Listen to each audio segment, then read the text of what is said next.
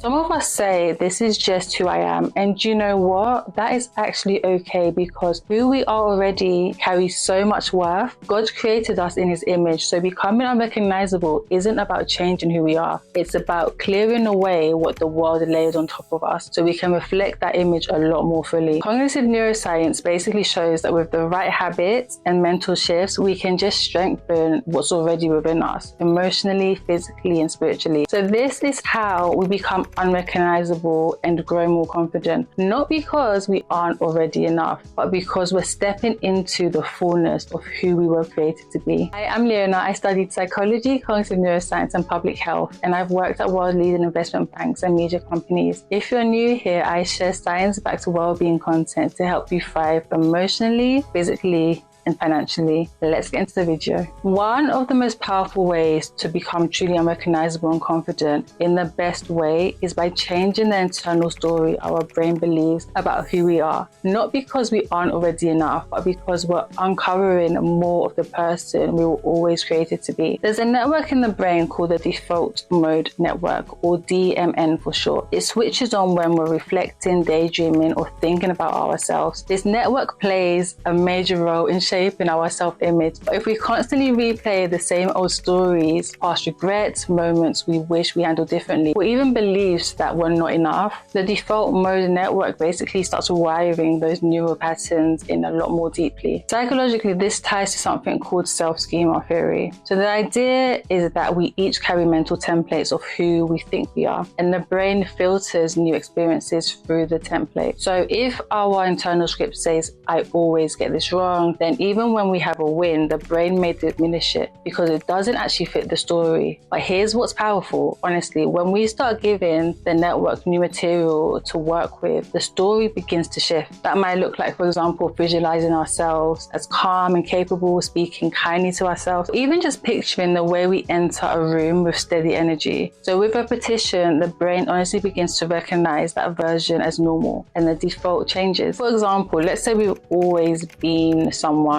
who avoids speaking up. Instead of repeating the identity, we might begin to journal things like, actually, I speak with clarity and courage. Or we visualize ourselves contributing in a conversation with calm confidence. And if you're a Christian like me, honestly, maybe you might even pray, Lord, help me to show up as the person you created me to be, because then you picture yourself doing it. Honestly, the more familiar that version becomes, the more natural it feels, and the brain just adapts. Personally, I found that when I shifted the story that I told myself and I said, Jesus, take the wheel, Christ, you are now the author of my life, the brain begins to reflect the truth of who we've always been all along. Okay, so next is a technique that I feel often gets really overlooked because it just sounds too simple, but daily repetition really works. Neuroscience shows us that this is actually one of the fastest ways to reinforce who we're becoming and to make confidence feel natural. When we repeat specific thoughts or behaviors every day, something powerful happens in the brain. Neurons begin to fire together more often, and over time, they wire together more strongly. This process is called long-term potentiation, and it's literally the foundation of how we build habits, store memories, and shift emotional responses. So for example, let's say we want to feel more confident.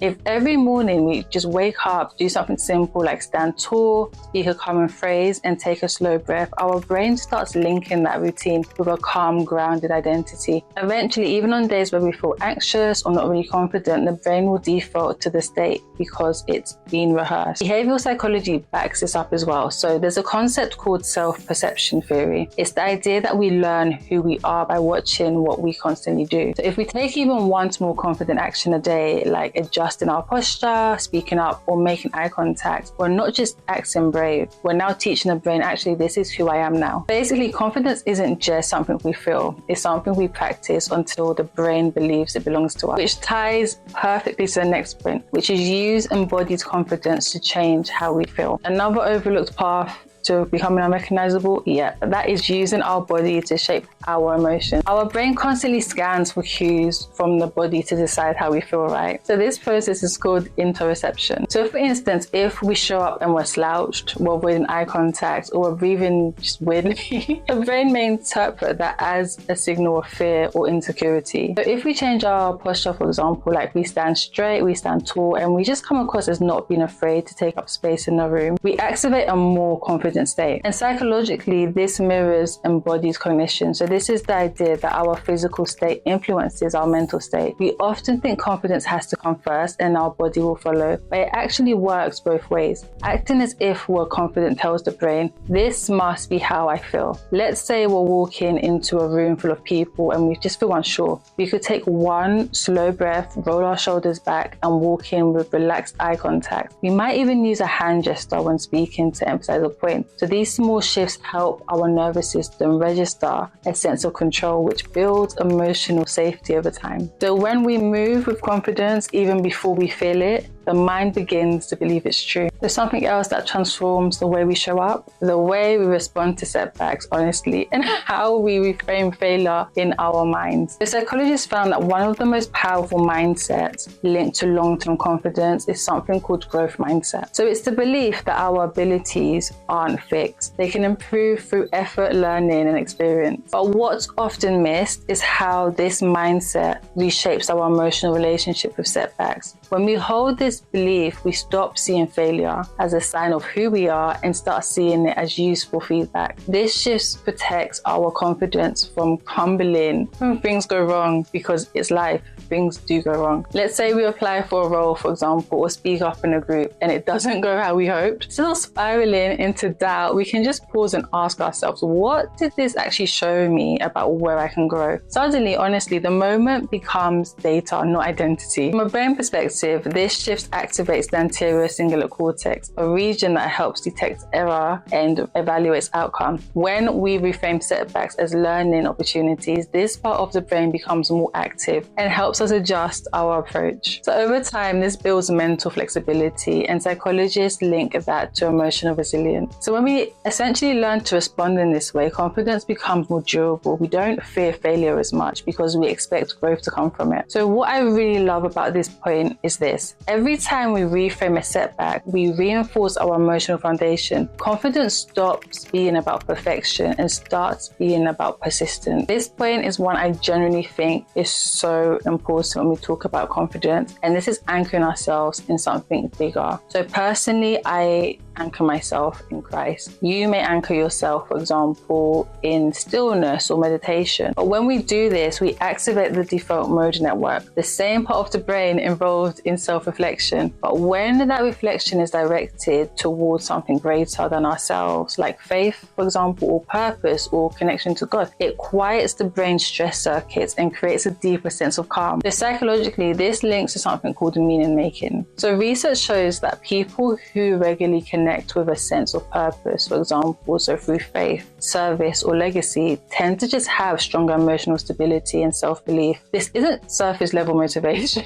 it's rooted assurance. For some of us, that might look like starting the day with a short prayer, not for perfection, but for peace. So, for example, thank you, Jesus, for waking me up today. Or listening to music, the lyrics like quietly reframe how we see ourselves. Others, it could be reflecting the kind of impact we want to have, and remembering that confidence often grows when we feel aligned with something more eternal. So basically, what I'm trying to say is confidence doesn't just come from action, it deepens when we're grounded in who we're becoming and who we walk with. Next is using our surroundings to shape how we show up. Our brain is really responsive to environmental cues, especially in the visual and sensory systems. So the para-hippocampal place area processes visual scenes and helps us form associations between spaces and emotions. That means pretty much certain spaces can prime our brain for how we expect to behave. So if we always try to feel confident in cluttered, overstimulating, or chaotic environments, our brain might struggle to focus, which is so true. When we curate our space, even in small ways, we make confidence easier to access. This links closely to a situation selection. So this is a self-regulation strategy where we shape or choose situations that align with the version of ourselves we want to be. For example, when I know I have an important meeting on Zoom, I'll make sure my desk is clear to help me just feel more grounded and allow my brain not to feel so overstimulated. I'll even adjust the lighting if I'm working from home so the space just feels and looks a lot more warmer. When my space is set up like this, these cues gently tell my brain this is a place where confidence lives and peace. So what's helpful is knowing we don't have to rely on motivation alone. By design, designing our space intentionally, we create emotional shortcuts, ways our brain remembers who we're becoming. Another way to become unrecognizable and grow more confidence is speak to ourselves like someone we love. Essentially self-talk, but like positive self-talk. Not the loud kind, but the quiet running commentary we don't even notice sometimes. Psychologists refer to this as automatic thoughts, quick subconscious judgments about ourselves or a situation. So if our default inner voice is critical, dismissive, or uncertain, internal scripts can silently lower our self-confidence over time. But when we start speaking to ourselves with more compassion, we literally activate self-reassurance pathways, including areas like the medial prefrontal cortex, which help regulate emotional pain and build resilience. Let's say, oh my goodness, we make like a small mistake. For example, I remember one time in an interview, I forgot a really important point that I could have added in my answers, right? My old voice might have said, oh my gosh, you always mess things up. But a more loving voice that really reassured me was, okay, that didn't go perfectly, but you know what, you actually showed up this time and you actually tried. Like, honestly, I found that in that moment, that kind of self-talk is so powerful because it shapes what I believe I deserve. It creates emotional safety, which helps the brain just take more confident risks in the future. But in those quiet auntie moments, right, we shape who we become. When our inner voice becomes a friend instead of a critic, confidence no longer needs to be loud, it just needs to be kind. Next is train the brain to notice progress. Another strategy that rewires how we see ourselves is noticing small wins consistently. The dopaminergic system in the brain, especially areas like the ventral striatum, lights up in response to progress and positive reinforcement. Even small accomplishments activate the reward system, helping us feel a lot more motivated and capable. Psychologically, this connects to reinforcement theory. The more our brain associates action with a positive result, the ticking of a task or seeing improvement, the more likely we are to repeat it. So how do we apply this? Great question. We start tracking our progress in real time, right? So not just big wins, but tiny shifts. The maintaining eye contact during a conversation or choosing not to shrink back when we'd usually stay quiet. Let's say we write down one thing each day that reflects who we're becoming.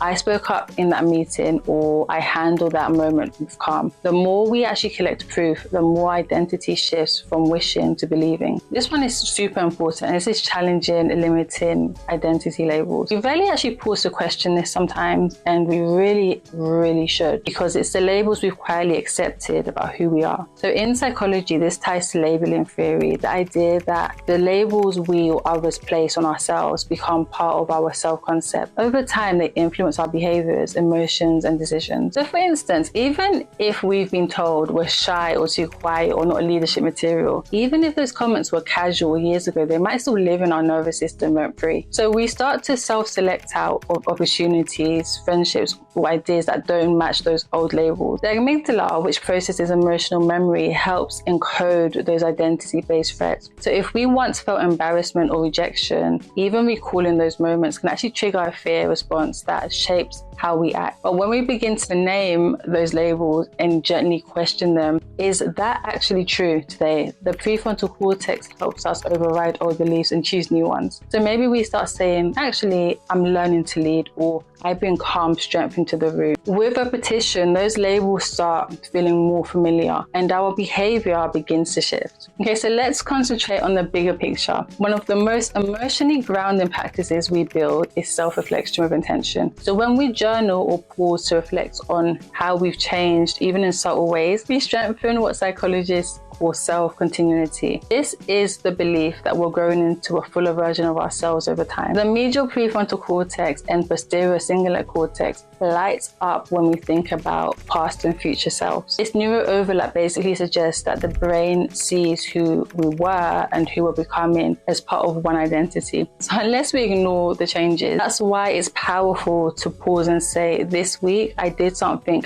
I would have avoided last year, or I handled that situation with more maturity and more confidence. We don't need a full transformation to notice growth. Even one step forward honestly just reminds the brain that we're becoming someone different difference, someone who shows up, someone who's more confident. And what's meaningful is that when we reflect on who we're becoming, not just what we're doing, we begin to see ourselves through a lens of quiet confidence. This final point is so true for me personally, and this is rooting identity in unchanging truth. So to close this video, let's come back to the foundation where lasting confidence is built. In times of uncertainty, the brain's insular and amygdala light up with heightened sensitivity to emotional threat. So these areas respond not just to physical fear, but to doubt, rejection, and identity stress. Psychologists describe secure self-esteem as a kind that doesn't rely on constant validation. Instead, it comes from grounding our identity in something bigger, a sense of intrinsic worth, purpose, or faith. For some of us, this basically means remembering we're more than our mistake, that we were created with love, intention, and purpose. It might look like starting a day with quiet prayer if you're a Christian, for example.